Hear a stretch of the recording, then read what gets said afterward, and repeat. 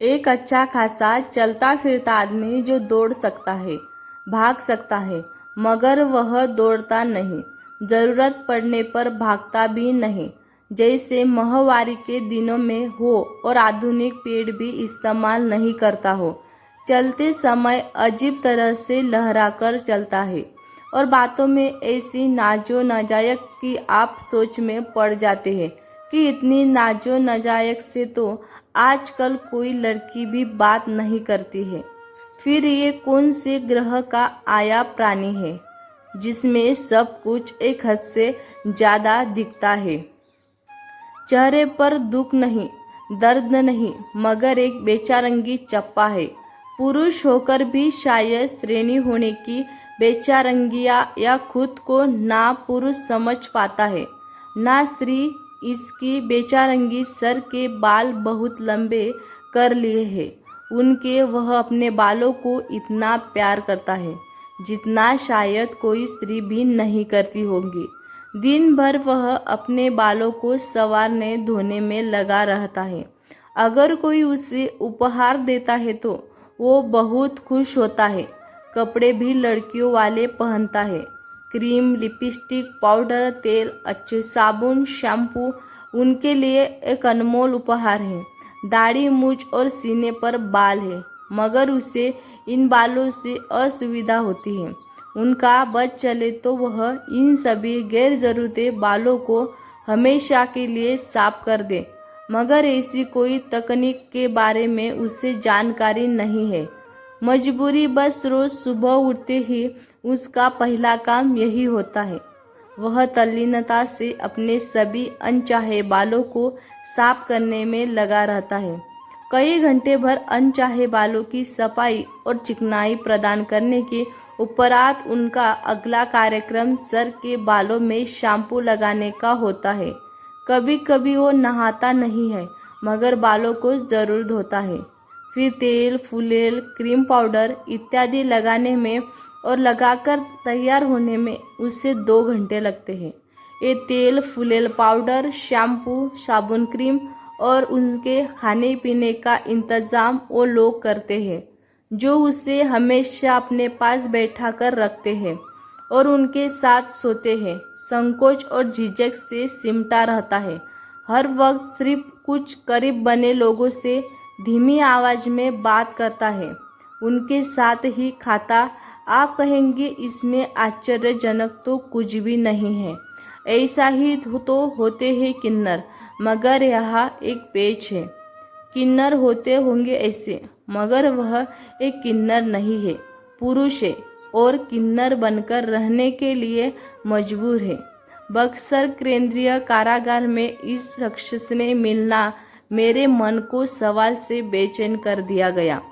मैं जानना चाहता था कि वो ऐसा शख्स क्यों है जहाँ जैसे पहुँचा है, लेकिन वह मुझे अपने आसपास देखते ही खिसक लेता है, जैसे मेरे चेहरे पर ऐसा कुछ लिखा है जो वह पढ़ लेता है।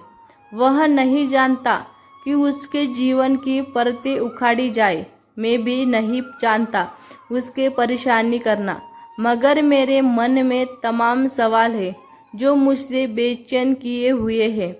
मैं उससे नफरत करता हूँ शायद, पर फिर भी उसमें कुछ भी है जो मेरे मन में जिज्ञासा उत्पन्न करता है। किसी ने उसे बताया होगा कि मैं लिखने पढ़ने वाला आदमी हूँ, अपनी दुनिया में मस्त रहता हूँ।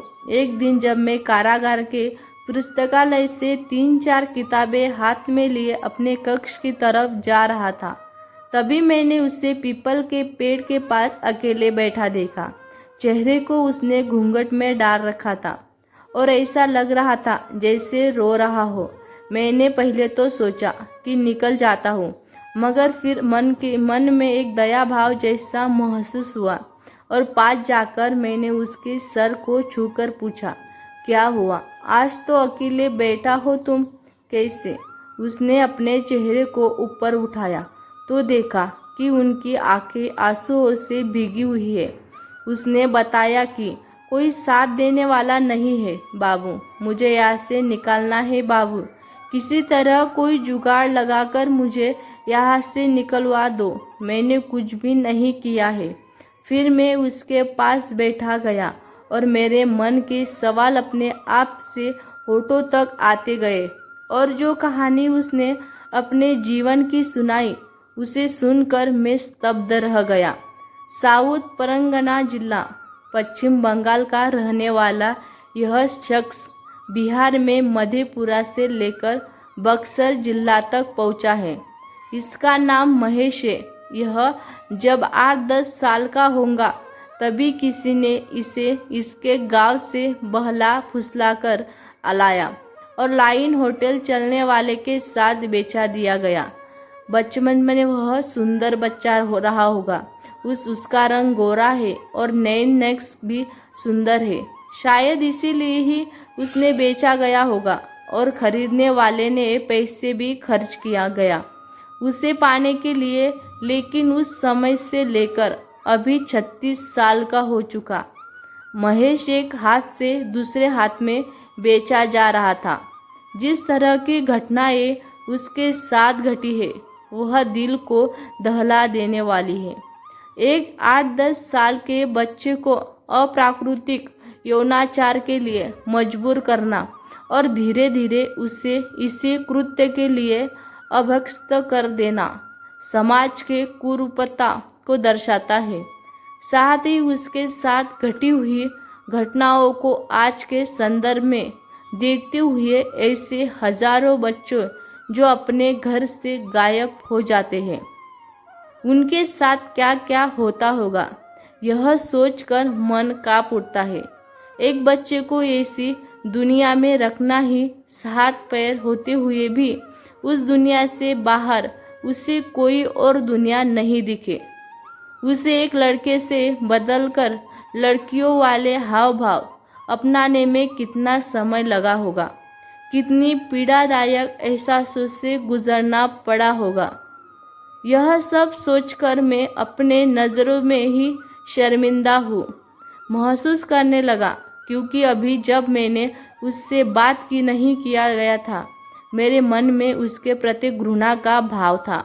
मेरे जैसे समाज में ना जाने कितने लोग होंगे जो ऐसे महेशों को देखकर उनसे घृणा करते हैं, उसका मजाक उड़ाते हैं, मगर ऐसा कोई भी ऐसे लोगों के जीवन में घटी दर्दनाक घटनाओं से परिचित नहीं होता। मैंने बातों का सिलसिला जारी रखा, मगर सभी बातों को तो नहीं बता पाता है वह, क्योंकि जो व्यक्ति अपने व्यक्तित्व को ही भूल गया हो उसे और क्या क्या याद रह सकता है। घर परिवार होगा, कहीं पैदा करने वाले माँ बाप भी होंगे, मगर भूल चुका है वह अपने परिवारों को जो उसे खरीद लेता है। वही उनका मालिक, उसका उस्ताद होता है, उसका गुरु, उसका भगवान होता है। वह काम करता है मगर उसके काम करने की मजदूरी नहीं मिलती, बस खाना पहनना और उसी उस्ताद के साथ सो जाना, इतनी सी ही है उनकी जिंदगी। वह अपने उस्ताद से जितना प्यार करता है बताने में उसे कोई संकोच नहीं। उनकी बातें इश्क के एक नई ऊंचाई प्रदान करती है और हमारे जैसे लोग सोचे में पड़ जाते हैं कि क्या सच में हमने कभी बच्चा इश्क नहीं किया? क्या सच में हम अपने महबूब से रब को दिखने से महरूम रह गए?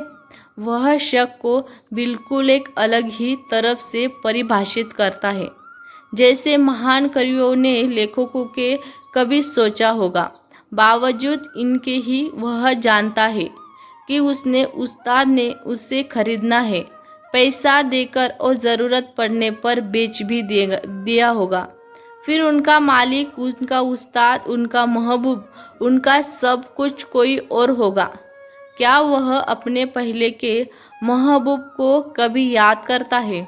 पूछने पर झेप जाता है और अंत तक जवाब नहीं देता, जैसे कोई क्रूर रहस्य वाली स्त्री हो।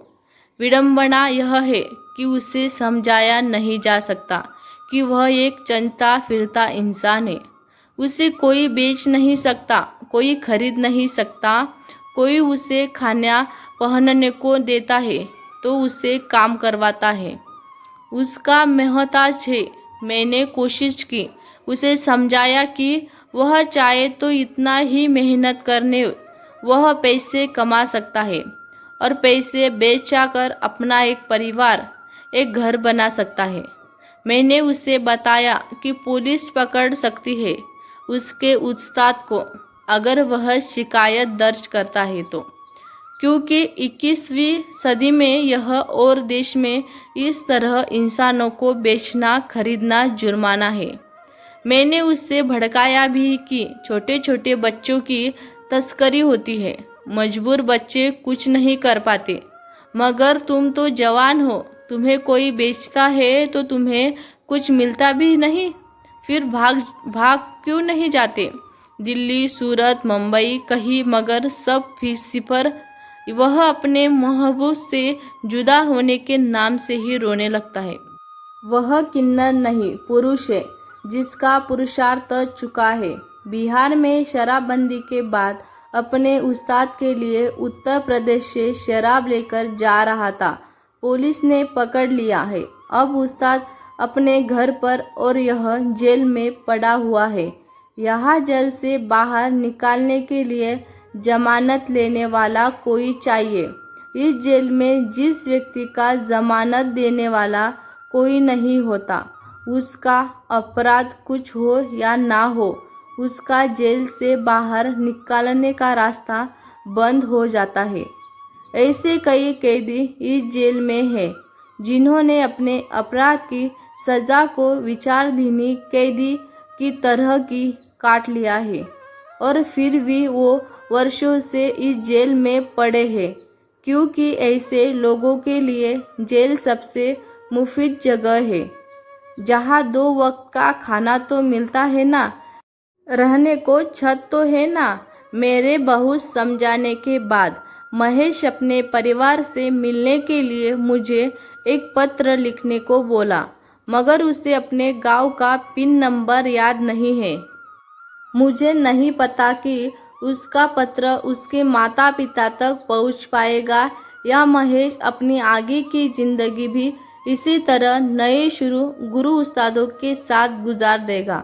अब महेश को शायद अपने परिवार की याद आई है। अब शायद वह अपने परिवार से मिलना चाहता है। दोस्तों, मैं आशा करती हूँ कि यह वीडियो आपको ज़रूर पसंद आया होगा। वीडियो अच्छा लगे तो लाइक करें, ज़्यादा से ज़्यादा लोगों तक शेयर करें, हमारे चैनल को सब्सक्राइब करें। धन्यवाद।